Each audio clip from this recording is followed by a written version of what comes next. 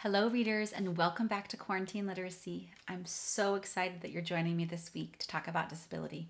Today is our last day, although, of course, this is a conversation that you should keep having. You should keep seeking out books that have a diversity of characters in them, including characters with disabilities. This book is so good that we're looking at today. Unfortunately, it's very long, so we don't get to read the whole thing. But I will start by, drumroll please, introducing it. Deafo by Cece Bell.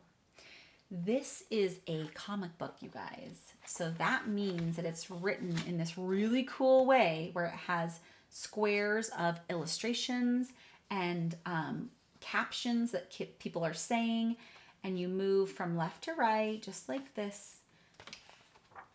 Anyways, it's a really fun and interesting book, but you can see it's quite long. So I recommend that you go out and get it from your local library. And if your library doesn't carry it, you tell them, hey, we need more books with folks with disabilities in them. So get this book and you better have it by the next time I come around.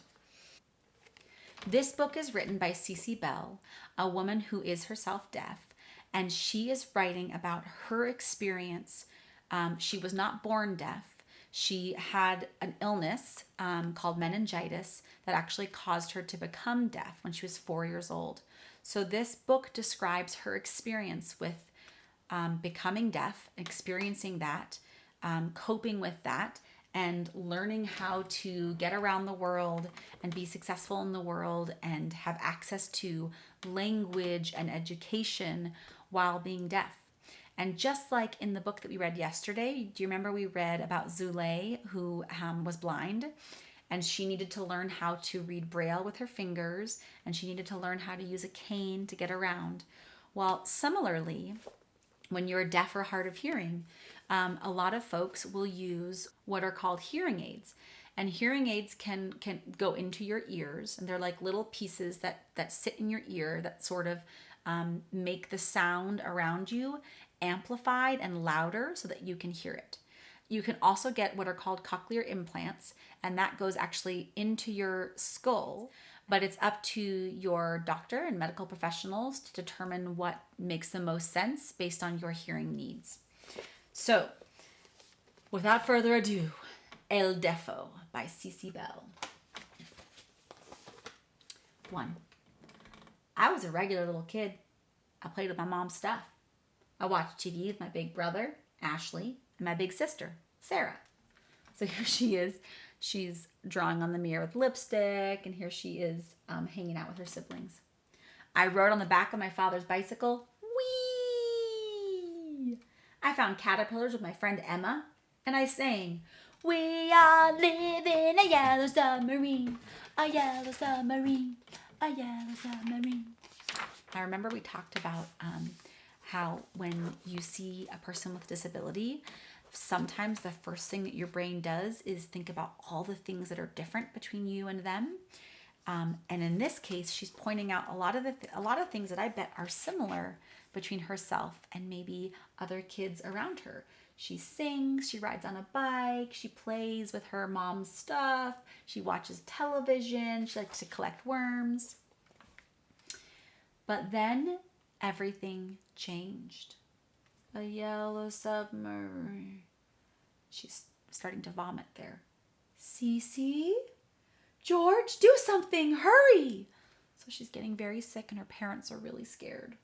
My parents rush me to the hospital. There they are going into the emergency room. Please help us. She's so sick. Oh, her parents just seem so scared. I am pulled away from my parents and taken to a room. Somebody sticks a needle in my back. The fluid from her spine tells us she has meningitis. Her brain might swell. But she's only 4. So here's a conversation happening between a doctor and the parents, and he's telling them that she has meningitis, which is a very serious illness. And that's why they're taking spinal fluid, because that's what you have to test in order to determine if a kid has meningitis. I wake up. I'm in a different room. A doctor comes. We need to measure your head. And a nurse comes. This won't hurt a bit. And oh, but my head hurts really bad. Arm prickings and head measurings are endless. It looks like I'll be here for a while. But after many days of treatment, I am well enough to share a room with another sick kid. I'm just going to show you some of these pictures. She sure sounds like she's going through a lot. And she's only 4 years old. Just think for a moment about how scared you would be if you were 4 years old and you were going through all of this in a hospital and not really knowing what's going on. Something is different, though what? I can't quite figure it out. Cece, want some ice cream? Huh, I guess she doesn't want any. So here's the nurse trying to ask her if she wants ice cream. But Cece can't hear her, and they don't know that yet. And so she doesn't say yes because she doesn't even know that the nurse is there. For one thing, how come I never get any ice cream? The other kid gets it all the time. So she's confused. She's like, what's going on? Why can't Ashley and Sarah come up to my room to talk to me? They might have germs, so they can't come up. So her siblings can't even come into her room. And how come the TV doesn't make any sense? So why do you think the TV isn't making any sense, you guys? She can see the pictures, but she can no longer hear the words. So she can't make sense of the story just through the visual pictures. Everything is so quiet. So this is her figuring out slowly but surely that her hearing has significantly deteriorated. And that's because of the meningitis that she got. It's not all bad, though. I get lots of great gifts. So here she's getting a book and a little stuffy. And I start to feel better. I put on one of the gifts, and it's time to get up. But I can't stand up. So here she's trying to get out of bed, but she's determining that actually she can't stand right now. I can't even walk. How scary that must have felt for her when she thinks she can do this thing and then she gets out of bed and she can no longer do it. I can crawl though, and after a few days of practice, I regain my balance. I'm feeling so much better. So she's recuperating, but it's taking a while. It's slow going. So she couldn't walk, but she could crawl, and then she regained her balance, and now she's walking again. I think I might even be all better. Finally, I get to leave the hospital and go home. And here she is getting back home.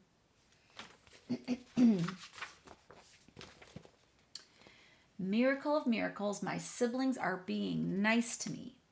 Ashley has made and hidden hundreds of paper boats all around the house just for me, and has filled each one with a special surprise. Candy! Who doesn't like candy? And Sarah sits close to my bed at night. So there's her sister sitting with her until I fall asleep. I wake up every morning happy and relieved to be home. I stay close to Mama no matter where she is. So here she is with her mom. Here she is. But suddenly, I lose her. She can't find her mom all of a sudden. Where is she? I call out, but she doesn't answer me. And there's her mom right behind her. So Cece's starting to cry because she's so scared. But her mom's right behind her shouting for her like, I'm right here, I'm right here. And look here, they're finding each other. But the mom realizes she's not hearing me when I'm telling her that I'm right here. When I finally find her, I know that everything is different. I think she knows it too. And here she is thinking, I can't hear. It's been 2 weeks since the hospital. Just because I can't hear good doesn't mean I can't look good. I love my bathing suit. Have you noticed she's been wearing the bathing suit every day? I wear it and nothing else. Every day, everywhere. I look fantastic. You know what? When you're not feeling good, you gotta do whatever you can to feel comfortable and happy and safe. But today, looks like I have to get dressed. I don't want to, but I do. We must be going somewhere special. So she's thinking that. It's a little thought bubble. 1 hour later, we're in the car. I wish I knew where we were going, please don't be the hospital. Please, please, please. I'm guessing that going to the hospital feels really scary for her because she was there for a long time and something really scary happened to her while she was there. Whew, it's not the hospital. That man sure looks like a doctor to me. So they're at a doctor's office and they're at an audiologist. An audiologist is someone who specializes in doing things like hearing aids and hearing implants. The man who isn't a doctor but looks like one shows me a big bell. He then puts a blindfold on me. He's ringing the bell and she's got a blindfold on, but she can't hear anything. So he's testing to see where her hearing loss is, how extensive it is, what types of sounds she can hear, and what types of sounds she can't hear. So she may be able to hear really high-pitched noises or really low-pitched noises, or she might be able to hear better in her right ear than her left ear. So the audiologist checks out all that stuff and then figures out what's appropriate for her hearing aids. Then it gets really strange. The man puts headphones on my ears and motions for me to go inside a booth. I don't want to, but I do. An amazing thing happens inside the booth. I hear a beep, a real beep. It's the first sound I've heard since the hospital. And then I hear something that sounds sort of like talking, but it's all weird. Raise your hand while we hear a beep. Huh? Oh, maybe he said, raise your hand when you hear a beep. So here she is, she's wondering what's going on. She still can't really hear. And that's a super scary sensation when you could do something and then all of a sudden you can't do that thing. And you have to learn how to adjust to that. Beep, she's raising her hand. Didn't hear anything. Boop, raising her hand. Ooh, beep. She put her hands up. So she's figuring out how to communicate, right, that she's heard something by putting her hand up. And then we're done. The man shows me and my parents a chart he's filled out. My parents don't seem too happy after that. So this chart indicates where her hearing loss is and how they can, again, what kind of options they'll have so that she'll be able to hear a little bit better. The man then squirts some goop into each of my ears. Ugh. And I wait and wait till the man pulls the firmed out goop out of my ears. And then we're done. Is that a lollipop? What a strange man. Cherry flavor.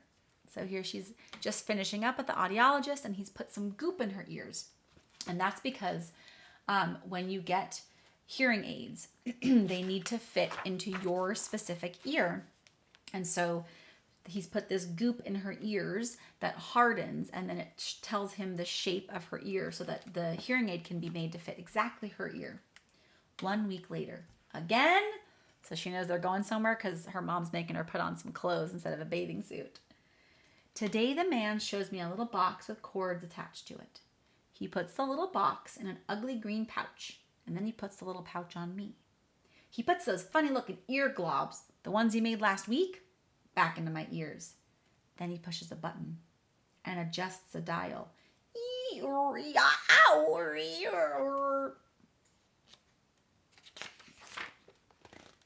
I can hear, but what are they saying? So she's starting to hear some sound, but it's really difficult to make out the exact words that people are saying. Can you hear me? I understood that. Wow! Yes! But how does it look? So he shows her a mirror because she is concerned. She knows that it's helping her hear, but she's concerned with how this whole device looks. There's a pouch hanging in front of her and cords going up to her ears, and she doesn't like that it makes her look different. And you remember we've talked a lot this week about that word different. It's really hard, I know, as a kid to feel different because sometimes people make us think that different is bad, and different isn't bad. Different is what makes you unique and special and interesting. But it's going to take her a minute to figure that out, right? And to get comfortable with this brand new thing. Luckily, the man gives me a beautiful pouch for the little box. So she's got a polka dot pouch now. And another lollipop. Gee, I can really hear. But will I look good too? Well, I can hear myself eating this lollipop, she says. When I get home, I put my bathing suit back on and I put the little box into the cute pouch. I strap the whole thing on. I put the earglobs in my ears and I look in the mirror. Not great, but not bad either. Those cords, though. I find out that the little box is called a hearing aid. It's hard to get used to. Everything sounds funny when I use it. Even me. Eep, oop, oop, eep, hello, hello, ah, ah. I don't like the way my hearing aid looks either, so I cover it up with some real clothes. I'm going to visit my friend Emma today. I haven't seen her since I got sick. But how am I going to hide the cords? Emma and I have always looked different from each other, but in ways that didn't matter. Boy, Emma sure is a lot taller than me in this picture. So what I'm hearing her say is that she's acknowledged that there are differences between her and her friend, but they're differences like height or hair color or skin color that didn't matter to her, that didn't make her feel less than or inferior. And now she feels like with her hearing aid, the box and the cords and the little globs that go into her ears, that maybe those make her feel different in a way that doesn't feel good. So here's some pictures of them together. And it takes a while to get used to things when they are different, and that's okay too. And now we look a lot different, and in a way that does matter, to me at least. I think you look good. Huh? I said, I think you look good. It sounds like you're on a wah-wah. So her hearing aid helps her to hear, but it's really hard to hear that, like the consonants at the end, like I think, I said, you look good, right? It sounds like I said, I think, you look, good. So she's having a hard time understanding the words that her friend is saying. She feels like she's underwater. That's why there's that picture of them underwater. Have you ever heard words spoken when your ears are underwater? It's really difficult to make out exactly what someone is saying. Hey, I didn't know you'd still be able to talk. You sound a little funny though. I talk different too? Oh no. So Cece is realizing that she hears differently and she's also speaking differently now that she has some hearing loss. Simple conversations are now so difficult. Do you want something to drink? We have Jerry's mop. There she is seeing, look, she's like, Jerry's mop? Why would I want Jerry's mop? Shoes? She's like, what? I'm going to drink shoes? Or a goat? Ma. So Cece's laughing because what she said was cherry pop, but she heard Jerry's mop. Juice, and she heard shoes. Or a Coke, and she heard goat. I'll have the goat. Huh? So she's saying I'll have the Coke, but it's really difficult for her friend to understand her too. At the end of summer, it's time to start kindergarten. I now have definite proof that Emma and I are different. She gets on one bus, and I get on another. I don't know where Emma goes, but I take a terrifying bus ride, holding the hand of a mysterious woman with a serious afro.